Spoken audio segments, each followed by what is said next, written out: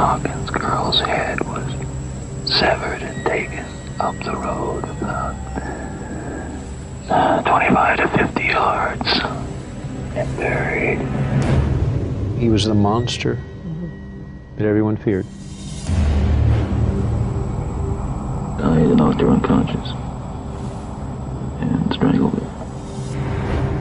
What made him live was to kill. Knocked her unconscious. They handcuffed her and put her in the passenger side of the car. I would describe him as being as close to being like the devil as anybody I've ever met. Ted Bundy was one of America's most notorious serial killers. Over a 4-year period, he brutally murdered and mutilated 30 women. I don't think anybody doubts that I've done some bad things. The question is what, of course, and how, and maybe even most importantly, why. His motives remained a mystery until hours before his execution, when he claimed a fatal addiction had fueled his horrific crimes.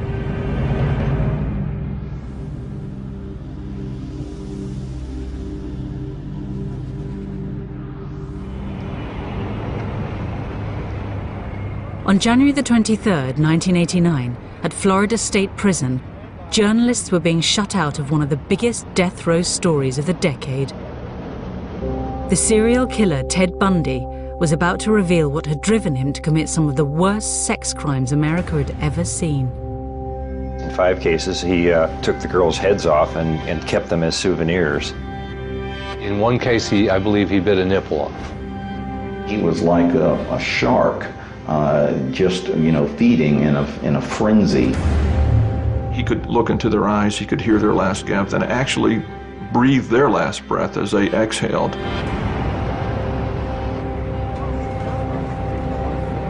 As journalists competed to get Bundy's final interview, he surprised everybody by agreeing to talk to one man only, Dr. James Dobson, a Christian evangelist who flew in especially for the interview. You really feel that hardcore pornography and the doorway to it, softcore pornography, is doing untold damage to other people and causing other women to be abused and killed the way you did others. Listen, I'm no social scientist, and I haven't done a survey. I mean, I don't pretend that I know what John Q. Citizen thinks about this. But I've lived in prison for a long time now. And I've met a lot of men who were motivated to commit violence just like me. And without exception, every one of them was deeply involved in pornography, without question, without exception, deeply influenced and consumed by an addiction to pornography. As Dobson saw it, this interview contained a powerful message, one that was central to the Christian evangelical movement, and which fanned the flames of the debate about the role of hardcore pornography in violent sexual crimes. The interview was given to every broadcaster in America on one condition, that they play it unedited from start to finish. But had porn really been responsible for turning a seemingly all-American boy into a monster? He told Dobson what he wanted to hear, that it was hardcore pornography, violent, hardcore pornography, that led him astray. And that's something that I will not allow my industry to take the blame for. I knew what he said was true. Common sense tells you that that type of hardcore material is destructive for young people especially, and it breeds disrespect and violence against women. The interview started a debate that led all the way to the White House, and an investigation into what drove Bundy that would open a chamber of horrors. He wanted to possess them as if he would possess a Porsche or a potted plant. He was basically reconstructing who they physically were.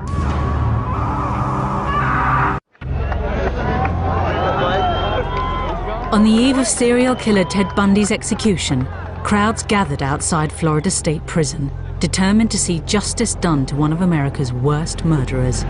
To comprehend all this, you have to go back a few years to try to understand Ted Bundy, what he did, and who he was. I think Ted Bundy in the United States probably is the standard by which other serial killers are judged. In a 4-year period, Bundy committed a series of vicious killings that horrified the public. Beginning with Linda Ann Healy in January of 1974, Bundy began killing approximately one girl a month. In fact, later on, the police would produce what they called the Girl of the Month Club, as they traced the girls who disappeared and then were later found dead. When police finally arrested Bundy, America was shocked. He appeared to have it all. He was good-looking, articulate, a law student and a budding Republican. But he also had a fatal addiction to pornography. Once you become addicted to it, and I look at this as a kind of addiction, like other kinds of addiction, I would keep looking for more potent, more explicit, more graphic kinds of material. Like an addiction, you keep craving something which is harder, something which gives you a greater sense of excitement. But had this addiction made him a killer? This controversial interview divided public opinion on the role of pornography in sex crimes. It was an extraordinary meeting between a violent serial killer and a Christian evangelist that had been brought about when God sent a message to a lawyer and his wife. We were watching the evening news, and they showed us a picture of Ted Bundy, and she looked at me and said, "John, the Lord just told me that you're going to have a dramatic influence over his life." With Christ's assignment in mind, John and Marcia Tanner became regular visitors to Bundy on death row. There was another issue that Ted eventually revealed, and that was the role that hardcore pornography had played in diverting his path to the one that he ultimately took. What happened with adult entertainment between 79 and 89 is became prolific. It became videotaped. It became accessible beyond people's wildest dreams. It moved out of the theaters and into the home. The Tanners' visits coincided with a sea change in attitudes to pornography. So when Ted Bundy said he had a message he wanted to be heard, they knew just who to approach. James Dobson was a Christian evangelist and a member of the powerful Meese Commission that had investigated the links between pornography and crime and was vehemently anti-porn. A repentant serial killer, especially one as photogenic as Bundy, must have seemed like divine intervention. I told him that I thought we could trust Dobson to not glamorize or pervert or sensationalize what he had to say, but would probably take his words and let him just tell his story. The interview was arranged for the eve of Bundy's execution and was greeted with skepticism by seasoned Bundy watchers. Dobson honed in on the pornography detail because that was his shtick. He was trying to have a war on pornography. He'd been part of a task force that he had helped get engineered through the federal government, and he wanted to use Ted Bundy as the poster child of why pornography is bad. In his 10 years on death row, Bundy had gained a reputation for being a cunning and manipulative interviewee. Dobson was entering the lion's den. With nothing to lose, this final taped interview seemed like the perfect opportunity to really find out what made Bundy the killer tick. First of all, you, as I understand it, were raised in what you consider to have been a healthy home. Absolutely. You were not physically abused, you were not sexually abused, you were not emotionally abused. No way. And that's part of the tragedy of this whole situation, is because I grew up in a wonderful home with two dedicated and loving parents and one of 5 brothers and sisters. In the clip, Ted talks about his childhood being loving and Christian, but at the time of his execution, a defense psychologist came up with a lot of material that suggested otherwise. It's hard to imagine the childhood Bundy described to Dobson producing a brutal serial killer. But he failed to mention something specific about his early years that others believe haunted him throughout his life. The question of Ted's illegitimacy has been sort of the topic A in all the efforts to try to figure out what was really going on inside his head. And I think it preoccupied him as well. What he'd neglected to mention was his birth in November 1946 in a home for unwed mothers in Burlington, Vermont. His mother, Louise Cowell, had gone there from Philadelphia to have Ted. She later told the story that Ted's father was a World War II veteran who had romanced her and compromised her and then abandoned her. In the course of our investigation, we interviewed a lot of people, including some of his family. One member of his family, I believe his aunt, told us that there had been suspicion that in fact his grandfather was also his father. But we were not able to prove that that was the case. To avoid the shame and stigma of illegitimacy, Bundy's mother passed him off as a baby brother. Later, she moved to Tacoma, Washington, where she met and married Ted's stepfather. How nuts would you be if you were pretending to be a brother when you know it's your mother? He told me that he discovered it by going through his parents' papers, and that he said it came as a bit of a revelation to him. Now, I spoke with a boy that was a very close friend of Ted's, and I asked him if he had ever discussed the illegitimacy question with him, and he said yes. And the sense this fellow had was that Ted was deeply angry about it, that he was very hurt by it and he was upset by it. And when he tried to sort of say, well, Ted, Johnny loves you, you don't worry about this sort of thing, and he said, Ted's answer was, you're not the one who's illegitimate. The young Bundy also appeared to be acutely conscious of his family's lack of money. I remember him talking to me about how he was so mortified that his family drove these sensible, ugly Ramblers, the model of automobile, and that his family didn't have a lot of money, and how he was jealous and resentful of kids in school who had more things than he did. And it's a very early sign that Ted has this sort of narcissistic fixation on things and on possessions. And of course, possessions becomes a very key word later on in his life. As Bundy was growing up in the 50s, America was discovering sex. Back then, Hugh Hefner had just published Playboy, which, though tame by today's standards, provoked moral outrage. In this climate, Bundy claimed to Dobson he made a discovery that was at the very root of his motivation to kill. As young boys do, we explored the back roads and sideways and byways of our neighborhood, and oftentimes people would dump the garbage and whatever they were cleaning out of their house, and from time to time we'd come across pornographic books of a harder nature than more graphic, you might say, more explicit nature than we would encounter, let's say, in your local grocery store. And this also included such things as, let's say, detective magazines and more hard. Those that involve violence. Yes. Ted tells Reverend Dobson that when he was a young boy that he found pornography, as he called it, outside the house. It's things he saw in grocery stores and things he found rummaging through people's garbage, which he said was a little bit more hardcore than what was available in the grocery stores. Well, I grew up in exactly the same town as Ted and went into the same kinds of grocery stores that he went into, and there wasn't anything like that on the store's shelves in those days. Playboy had barely been invented. At the time, I thought he was talking about, well, the magazine du jour, Playboy, and some others, but he told me the ones that he found most interesting and compelling were the detective magazines.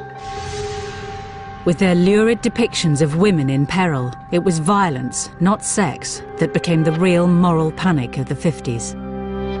The EC comics were extremely graphic to a point that there was always some form of female terrorization. Erotic terror, I guess is what you would call it. It unlocked the zipper of an awful lot of minds, of children and eventually teenagers, until they were banned. Those magazines typically had bondage as the theme of their covers. It would be a woman with handcuffs, or she'd be gagged or something like that, and she would be threatened, mortally threatened on the cover of this magazine, perhaps with some weapon or something. Bullets ripping through people, limbs being hacked off, blood splattering. But constant terror in the look of these beautiful women in lingerie, I'm willing to bet that they started to ignite what became a forest fire in Bundy's psyche. This, Ted Bundy told me, was the real pornography that motivated him. It was this demonic, as he classified it, demonic presence of a chemistry of sex and euphoria and control and murder. For Bundy, this was a cocktail with a lethal effect.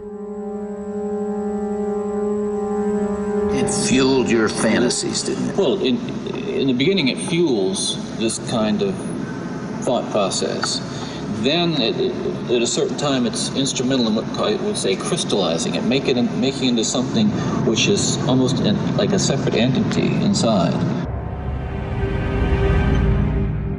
When Ted talks on the tape about the entity inside him and how, his word is, pornography fueled this entity, he certainly never in our conversation said that what the entity was interested in was fueled by pornography. He said, I used the word entity in talking to people because I felt that that's what they wanted to hear, that they could accept that they would have extreme difficulty in me just saying, I decided to kill 3 weeks from now, and I've psychologically put it on my calendar, and it was going to happen.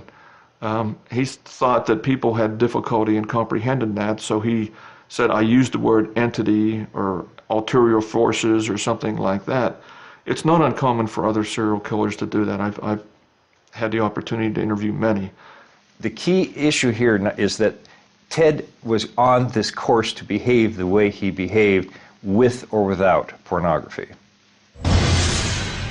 Gradually, Bundy started turning his fantasies into a disturbing reality.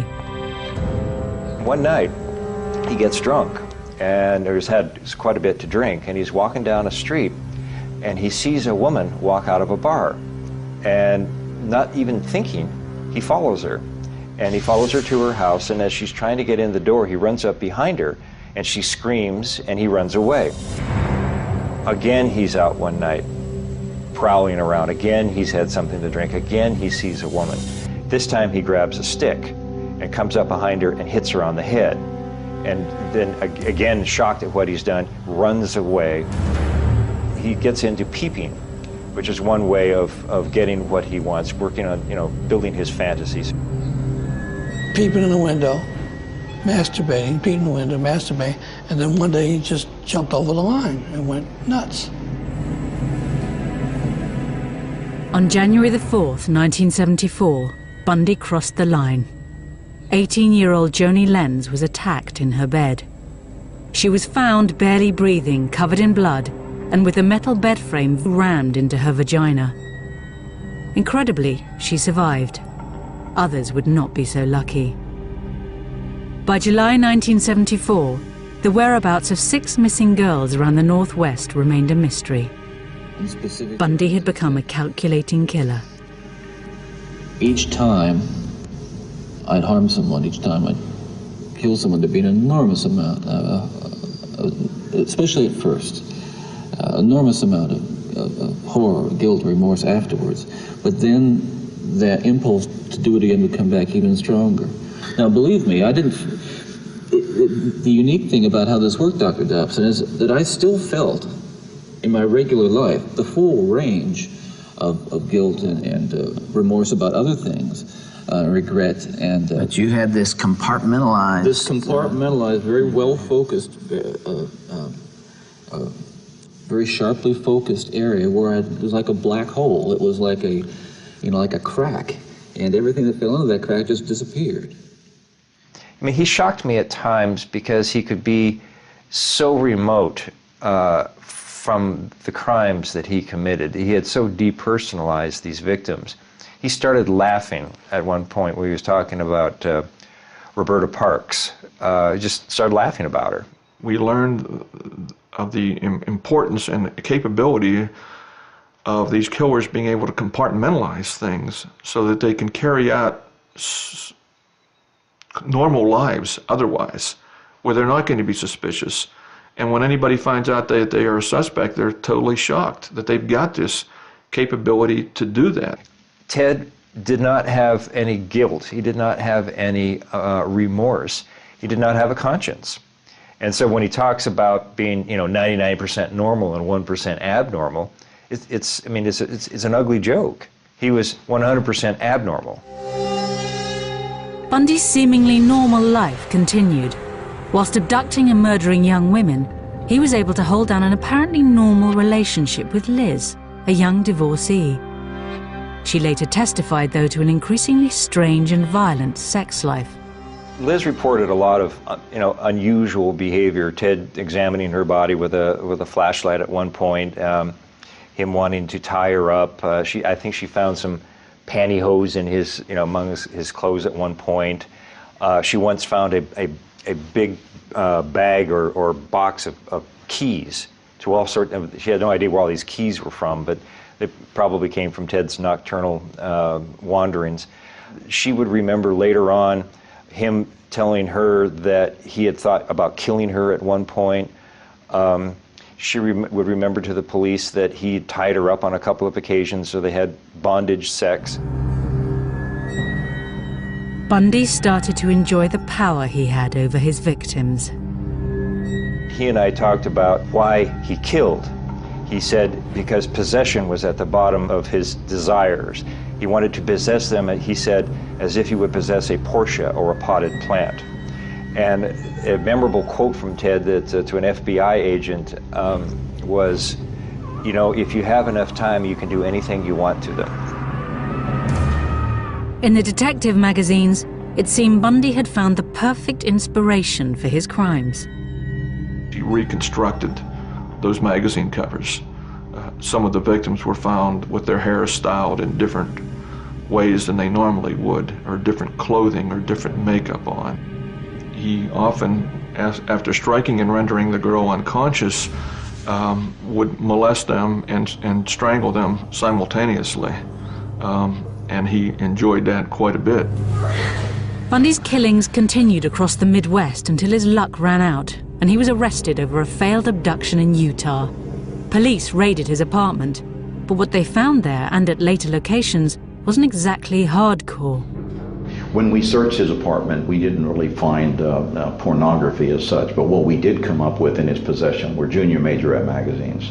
That's, of course, the young girls in their majorette uniforms. I think that was his form of pornography more than anything. It was just seeing these vulnerable little girls. Bundy was sentenced to 15 years for the kidnapping, but remarkably he escaped and was soon on the run and headed for his most barbaric killing spree yet. This was a vicious animal who was foaming at the mouth when he was inside that house. To the waiting crowds outside Florida State Prison, one of America's most prolific serial killers had become a demon in human form. If anybody deserves to burn, he deserves to burn. He penetrated one of them with a branch. He had bite marks on buttocks. If you took all your horror movies and put them together and got one personality out of them, there he is. To the public, Bundy's murders defied belief, but Bundy himself offered a clear analysis of what had led him to kill. We're talking about an influence that is the influence of violent types of media and violent pornography, which was an indispensable link in the chain of behavior, the chain of events that led to the behaviors, to the assaults, to the murders, and what have you. Bundy's calm appearance and apparently rational analysis belied a state of mind capable of carrying out a final, terrible killing spree. He was on the run and a changed personality. Taking a room at a boarding house just minutes away from a university campus, Bundy was surrounded by young women. When he got to Florida, he felt that he was regressing. As he said, I started to deteriorate. He reverted once again to burglaries, being a peeping Tom, all of those things that he started doing prior to him becoming a murderer. And then he recognized full well that he had gone into what he called his barbaric state. The killer struck first at the Chi Omega sorority house. He clubbed and then strangled to death 20-year-old Lisa Levy and 21-year-old Margaret Bowman. At least one of them was raped. The killer came in from the night and then returned to it with an ease that has so far baffled police and left most co-eds here terrified. So when Bundy left the Chi Omega house, he took off down this street and then turned down this corner here. He traveled maybe 3 blocks, and I imagine he was pretty much in a frenzy.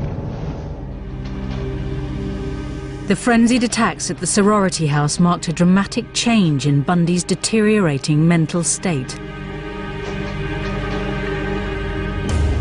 There would be one final victim. In the interview with Dobson, even Bundy himself appeared remorseful and unable to explain this last killing.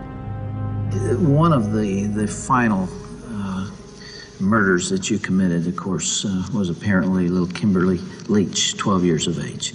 I think the public outcry is greater there because an innocent child was taken from a playground. What did you feel after that? Were there the normal emotions 3 days later? Where were you, Ted?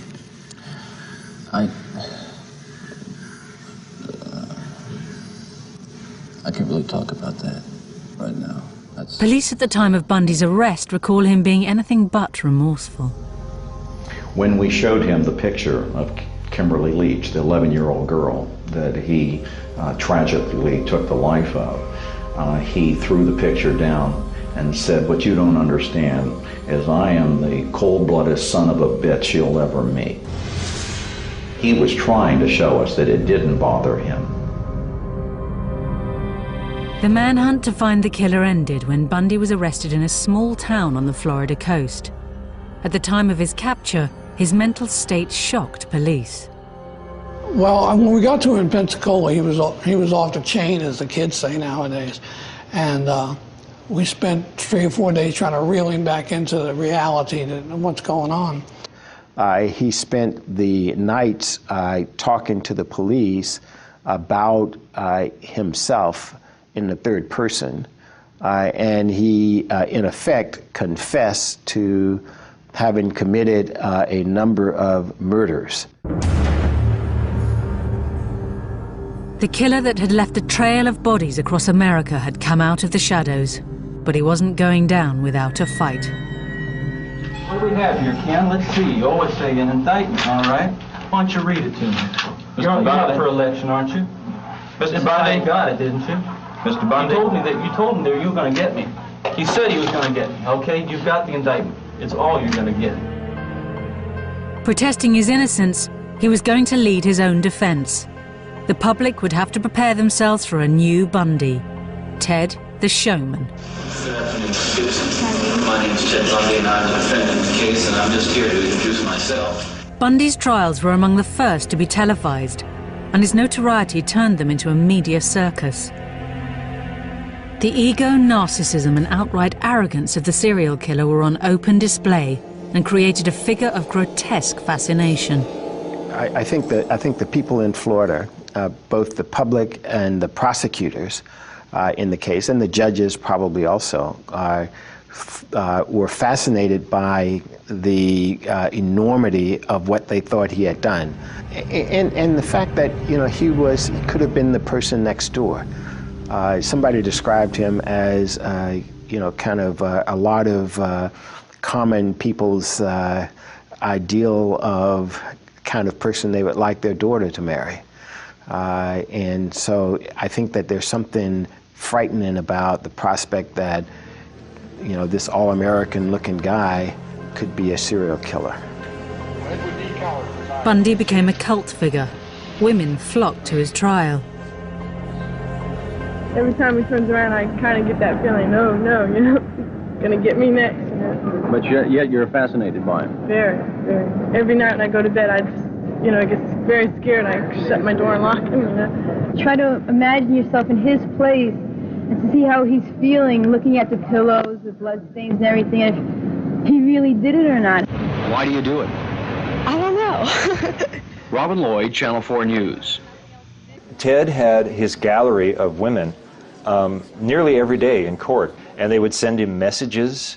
They would try to get his attention. They would try to catch his eye. And then later when he was on death row, he got tons of mail from them. They would send him nude pictures of themselves, erotic stories, their fantasies of being with him. It's a very bizarre syndrome, and I frankly at a loss to explain it. You're going to represent yourself, or you're going to get another attorney? I'm staying with the man I know best right now, and that's me. His ego led him to believe that there wasn't a brighter attorney out there, even though he had never finished law school. The extraordinary part about the Bundy trial was the extent of his participation in it. Bundy appeared every inch the lawyer, cross-examining witnesses, analysing blood samples, even questioning forensic evidence of bite marks taken from a victim's bottom. Our contention all along, Your Honor, has been that they have taken my teeth and twisted them every which way but loose to fit. He swaggered across the courtroom and he does all the gestures, puts his hands down, and I mean, he watched enough courtroom and enough Perry Mason on television that he absolutely looked and sounded the part of a lawyer. And it was just amazing to believe that this was the guy that was accused of all these brutal crimes. Good morning, officer. Just as he had separated his murders from his everyday life, in court, Bundy separated the serial killer from the lawyer, though the jurors felt differently.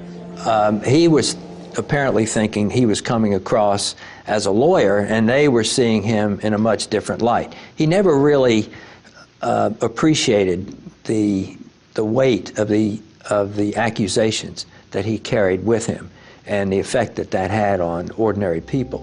The first victim you saw was Kathy. Bundy appeared to relish the role of lawyer, at one stage launching into such an excruciatingly detailed cross-examination that he appeared to be reliving the crime. One after another, his trials were descending into chaos. It went day and night on his whim.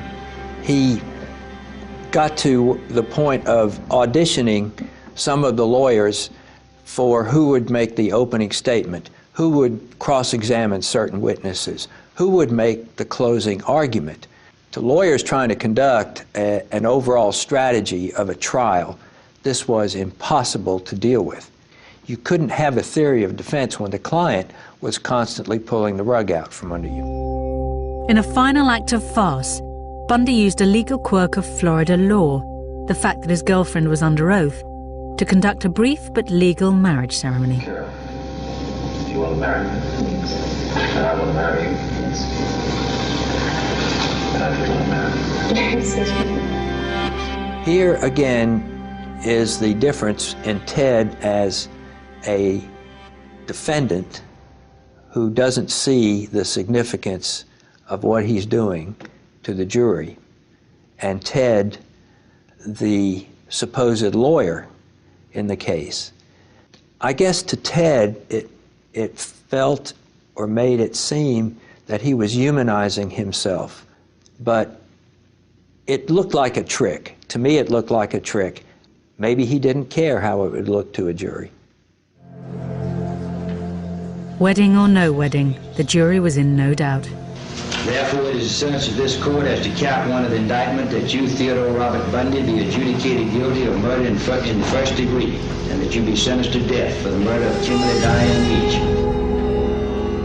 In the 10 years that Bundy spent on death row, books and films vied to explain what had motivated the seductive serial killer. Well, Ted Bundy was a gruesome celebrity in this country, and especially in Florida because of the murders he committed here. And at the time, he probably could easily have been called and was considered the most hated man in America. As his appeals ran out, a demonized Bundy began thinking about how he would be remembered. You know, I make no bones about it. I am looking for an opportunity to tell the story as best I can in a way that makes sense to me and the way that'll help not just you or the families, but that's very important, but also to help my own family. You see, I saw the look in my stepson's eyes yesterday, and to see the look in his eyes confirmed my worst fears. See, he said, "Could you?" He was just absolutely astounded. He couldn't understand. He was writing me questions, just furiously writing questions. I could see that that he was, how really bewildered he was, and I need to give him a chance to know, and others a chance to know what was really going on, what it was really like for me. He wanted to create a legacy for himself that was something other than murder. He wanted people to see that there was another side of him, and that this other Ted had done things that were socially valuable and that were redemptive in some way. The interview with James Dobson gave Bundy a unique opportunity to offer himself up as a stark warning to society, framing his crimes against the backdrop of a young boy fatally corrupted by pornography. Those of us who have been so much influenced by violence in the media, in particular pornographic violence, are not some kinds of inherent monsters. We are your sons and we are your husbands. And we grew up in regular families. And pornography can reach out and snatch a kid out of any house today. He snatched me out of my home. It snatched me out of my home 20, 30 years ago. Towards the end of the interview, Ted sort of begins to catch on to what Dobson wants him to say, and you notice that he issues these dark warnings about all the other the other minds out there that are being polluted by what they see on cable TV, and what he's arguing is that the individual responsibility to be a citizen, to not be sociopathic, to actually be empathetic and have a conscience can be undermined by dirty pictures, and it simply is not true. Well, I believe Bundy was used as a weapon by the right-wing, conservative, very religioso, might even call him religious mafia, who decided to use him because he perpetrated sex crimes. And the minute the word sex rears its empty head, you can blame it all on the adult entertainment industry. So Bundy becomes their banner. He becomes their bloody flag to wave into the face of all these people who, because they're watching adult material, might become future Bundys. What a crock of shit. Porn as a source of inspiration or pushing these guys along, as Ted tried to say, you have to be very careful about that, because one man's pornography is another man's bore. And the stuff that Ted read would not interest another separate offender, because he had a whole separate group of fantasies that he's feeding. Plus, pornography is not necessarily sexual violence that you might find prepackaged in a magazine or in a video. When you really examine the psychology of the aberrant offender and where they go to look for things that interest them and help ratify their needs and all that, it's not necessarily what you would think. When Ted was arrested, for instance, he had a bunch of cheerleader magazines in his car. And this was deep, deep, deep into his psychopathology. It's at the end of it, when he was still looking at magazines that 12-year-old girls get in the mail.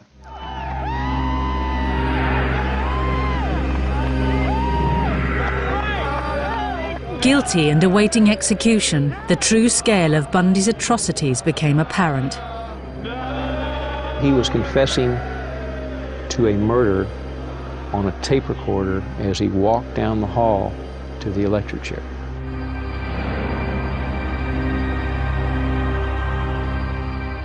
He learned that his appeal had been turned down about midnight. I understand he received a call from his attorney, Paulie Nelson. Prison officials are now preparing to shave his head and prepare him for execution at 7 o'clock. The execution of Ted Bundy couldn't come fast enough for a crowd that was beginning to feel like a lynch mob. folks. I think it was clearly the circus atmosphere that developed here this morning. Somebody today compared it to a public hanging in the Old West. Hundreds of people, maybe thousands, showed up, almost boiling over with glee that Ted Bundy was finally going to be executed. Bundy's final interview was headline news, and Dobson eagerly fed it to the waiting media. He wanted to make a statement to the world about pornography, both softcore pornography and hardcore pornography. There was a great deal of remorse. He wept several times while talking to me. He did say to Bundy's life had ended with an extraordinary meeting of two separate agendas, and it was impossible to tell who was using who.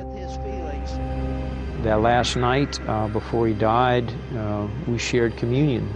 He ministered the communion. The communion elements were a flat Coke and a piece of stale bread. And it was the most significant communion service I've ever attended. I learned through God's love that I could love the unlovable.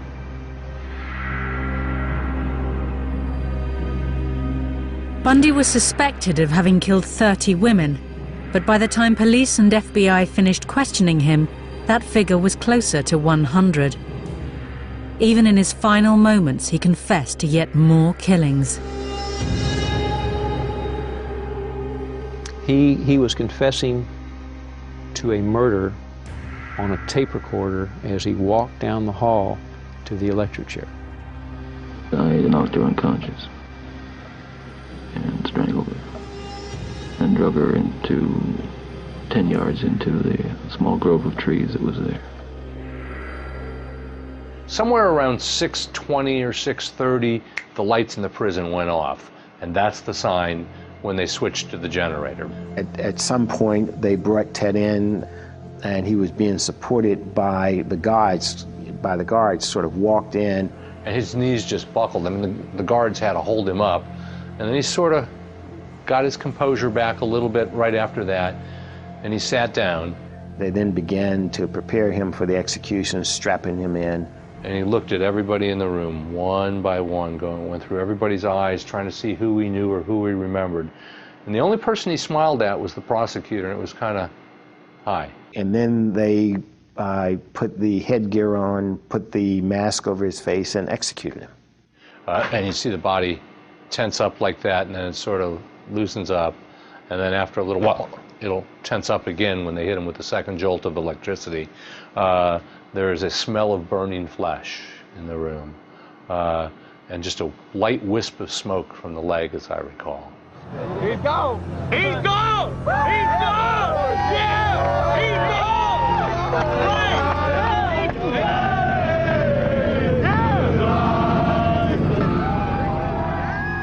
Bundy the monster was gone. Florida had waited 10 years for its revenge. In the days after his death, one question went to the heart of Bundy's killings. Ted, what would your life have been like without that influence?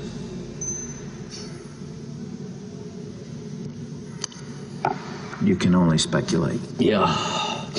Well, I know it would have been far better, not just for me, and excuse me for being so self-centered here. It would have been a lot better for me and lots of other people. I know that, lots of other innocent people, victims and families. It would have been a lot better. There's no question, but it would have been a fuller life. Certainly a life that would not have involved, I'm absolutely certain, would not have involved this kind of violence that I have committed. He starts out by saying, pornography didn't make me do it. But by the end of the interview, he's basically agreeing with Dobson. Dobson is kind of prompting him all the way through it. I mean, Ted is fairly honest early on. He says, I'm not going to, it's my responsibility, I take full responsibility for everything that I've done. And, pornography was part of it, but it didn't make me do it. But by the end of the interview, there's sort of a cheering section for the anti-pornography forces. And with that, that if it weren't, in fact, Ted does specifically say that if pornography had not come into his life, he would not have become a killer at the end of the interview. And that simply is not true. And Ted knows or knew that that was not true, but he was willing to say it to please the Rev. The interview should have been an alarm bell for the country. It should have been a wake-up call for parents. It certainly motivated me. I launched into a vigorous anti-pornography campaign as the state attorney and lost my next election because of it. I think Ted had a lot of things going on in that interview. He wanted somehow to look a little bit better in everybody's eyes. He was probably talking to his mom. He was probably, he was so careful saying, my mother loved me and she protected me and all this sort of thing. It was Bundy trying to put his spin on his career.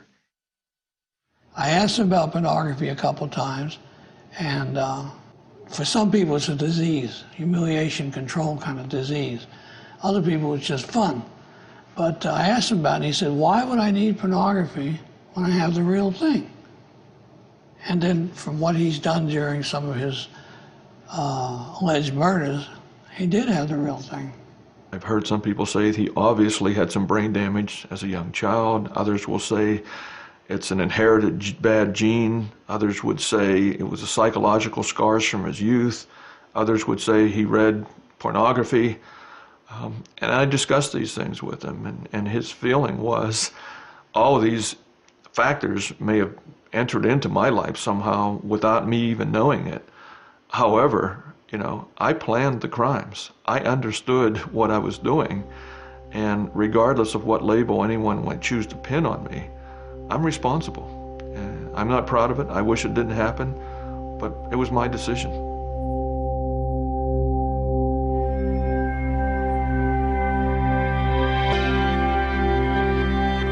Should we ban hardcore pornography, or should we accept it as part of modern culture? We want to hear your views at channel4.com/health. Next up, the Big Mouth is mulling over the recent rumblings in Big Brother.